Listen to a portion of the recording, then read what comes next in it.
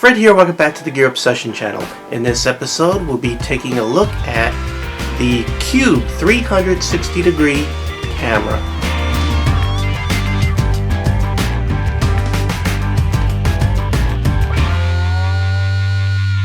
This camera was sent to me from GearBest. They provided this to me for review, but it will in no way influence my review at all.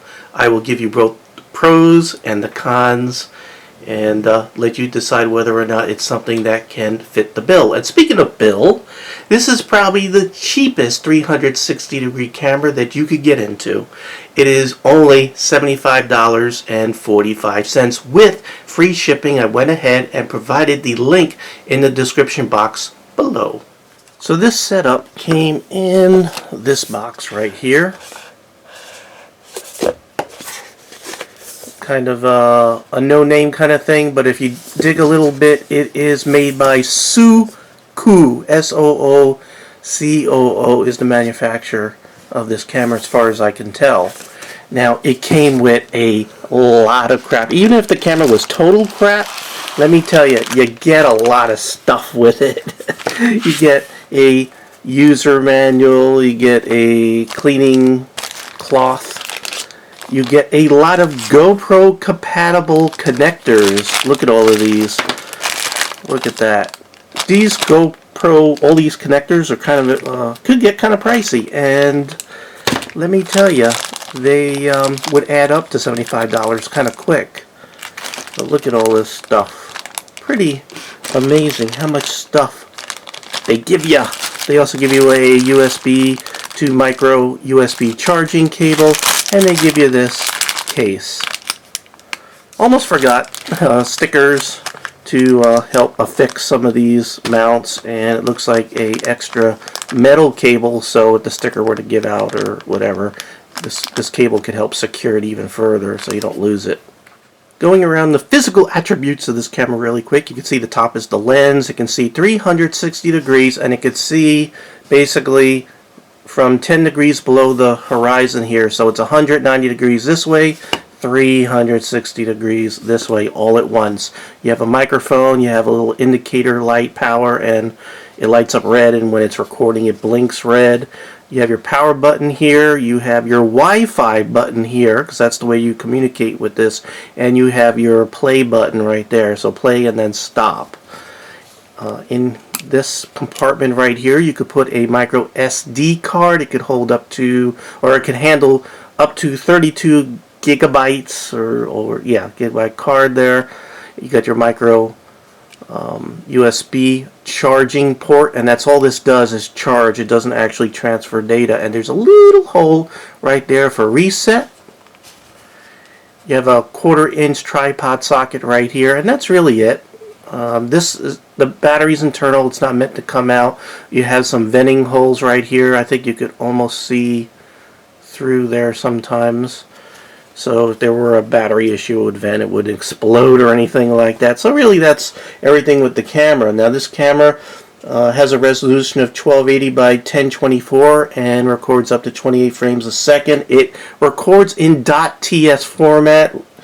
It's H.264 compression, and this while you're charging it, you could still use it. So you know, even if your battery were dead, if you were to actually plug this into a power source, it can function while it's charging if you had to. The battery inside here lasts a long time. 1300 milliamp hours. It gives you 180 minutes of record time if your SD card can handle it, with the Wi-Fi off. Now if you turn the Wi-Fi on, that's cut down to about 90 minutes. And again, it communicates via Wi-Fi, and that's 802.11 BG and N. I already pointed out it has a microphone. Audio's and weight of this is 2.75 ounces. To turn this on, you just hit the power button, just press and hold it for like a couple of seconds, and you can see it starts blinking. The Wi-Fi turns on for like a couple of seconds and then turns off. I'll let it do that just so you could sort of see the experience here but it is on because you can see it has the constant red light on. Now that red light is not blinking. If it were blinking, that means it's recording. Now see how the Wi-Fi went out? So now you turn on the Wi-Fi, so you just press that button and it's red. Then you're going to go ahead and either go to an Android device or a, in this case, my iPad. And, alright, I need to sort of back up, and you got to attach to this via Wi-Fi. So you're going to open up, you know, whatever it is that you open up to get on your Android or iPad type of device or iPhone device, and select and it's GVT360I and then some numbers there. It does not require any kind of password or anything like that. So now I'm attached right now, and then I open up the app. Now this is the GVT-360i application. It's not in the store. It's not in the Apple Store. It's not in the Android Play or Google Play Store. You have to go to a website and download it. I provided the link below. It's to the www.suku.cc/app.html. Again, I provide the link in the description box below, so you're going to go there. You have to download it and then install it. So you're probably going to have to go into your device and authorize it to install something that's not coming from the Play Store. So you have to override some of your security to get a hold of these apps. So I'm going to go ahead and start this up, and you're not getting the experience because it's already running. So let me back up a second here. I want to close the app. There we go. Alright. So let's go ahead and click it so you sort of experience the hookup here, and there you go. And you can see how it's looking right there. And now, so this is live. It's not recording it. It's sort of giving you a preview. And by the way, it only has like a 1 or 2 foot range. I'm going to barely move this out from arm's length. Right now we're at about I don't know, 3 feet, and you can see it's starting to get a little pixelated. And I know with my phone I really can't get away more than a couple of feet and it's lost. So just keep that in mind. This is not meant for long range communication. This is very low power Wi-Fi going on here. There I am. You can see me right there. You can see my camera, and we can sort of pan around everything. You can look up. You can see all the lights. Lots of lights here. There's some of my lighting there. So pretty cool. Now within the app you could view the camera as if it was mounted top down. So if I were to hold it this way, now it's right side up here. As you can see there, you can see my shirt. You can, you know, whatever. Or you could have it where it's looking straight forward. So if it were mounted like this, then you sort of just have it like a forward view right there. Now I'm going to go ahead and go back to top view, sit this down like so. Let you look at my ugly mug right there. Now you can view this a number of different ways also. You could go with the same type of view, but see when I turn this how it's like looking at something 3D real time. See? I don't know. It uses your accelerometer inside the device to sort of motion around there. Now this view sort of looks front and back at the same time, if you know what I mean. So like if you had this mounted in a car, you could sort of see forward and back at the same time kind of deal. And then I'm going to go over to this view, this fisheye view. And what you're looking at here is the, you know, actually what the camera is seeing through the lens unmodified by the software. See that? You could, wow, it makes me look fat. That looks pretty bad, don't it? Anyway, it sort of lets you see what that lens is actually doing right there. So pretty cool. Now I did take a awesome video a couple of minutes ago outside. What I did was I attached this device with some double-sided sticky tape to the bottom of my quadcopter, and I want to show you that. So I'm going to now these are all stored on the card in here. It's still communicating via Wi-Fi, and we're gonna go to the file that I think I recorded. Okay, found the right file. I'm gonna go ahead and open this up. So like I said, I put this on a quadcopter and set it down here. Actually, let me hold. I gotta swap the view because obviously I had it mounted, you know, this way, so I had to swap it. So right now it's sitting on my deck right there. I'm going to try to zoom in just a little more. I want to give you a better view here. So we're going to pivot up here. And the sad thing is there's no software to view this stuff on your computer. I mean, the .ts file is going to give you that fisheye round view, and that's it. And I've tried different software to stretch it out for normal viewing and 360 type of viewing. Can't find anything at the moment. But that doesn't mean there won't be something, or I haven't found the right software. Okay, so we're running, and my quadcopter here is going to take off in a moment. I can't believe my cheap little quadcopter actually lifted this freaking camera. It's amazing. I'm going to go ahead and sort of, there I am. And we are up in the air. I mean, look at that. Flying. So this is kind of a neat use if you could stick it to the quadcopter. You can see my roof. We just had to pay a fortune to get this roof redone. So look at that. I'm going to go ahead and pause this for a second. And while it's paused, I could still sort of move around there. And again, I could go to different views. Whoops, hold on. Like, I'm going to go ahead and change that view to that bubble looking view. I think I have to be, there we go. So again, that's what the camera's seeing for real before the software modifies it to do whatever you want to do here. So for instance, this 360 degree view. And you can see me controlling the quadcopter there. I got the controller in my hand. So pretty slick, ain't it? I don't know if I can zoom in, zoom out kind of stuff. Look at that ugly guy there. Again, you can see the upper limit there. Again, it's 190 degrees whoosh, that way and 360 degrees around that way. So again, I can go to any view, you know, and I can look all around. It's recording everything at once. Not super duper resolution here, not even HD, but you got to remember this is a $75 camera. And if you do any research, even this camera is normally upwards of around $90 to $100.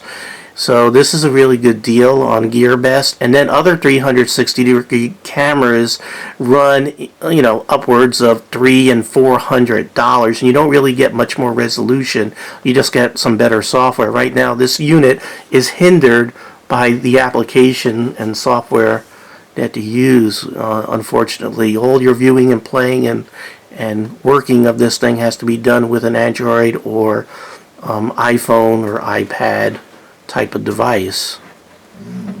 Look at that. Just too cool. That's me crashing. Boof. So, too cool for school, huh? I'm going to go back live. Now, one feature that's missing from the iPhone, iPad one that the Android has, it has a little picture of a camera right there. So you could take a snapshot and it would save it to your phone. The Android app seems to be missing that particular feature. Where am I? There I am. Hello. Alright. I think I really covered everything. They have some technical names for some of these views. Spherical, panoramic. Both. This is touch. This is by motion, by accelerometer of your device. You have a flat panoramic right there, and the other one was called fisheye for obvious reasons.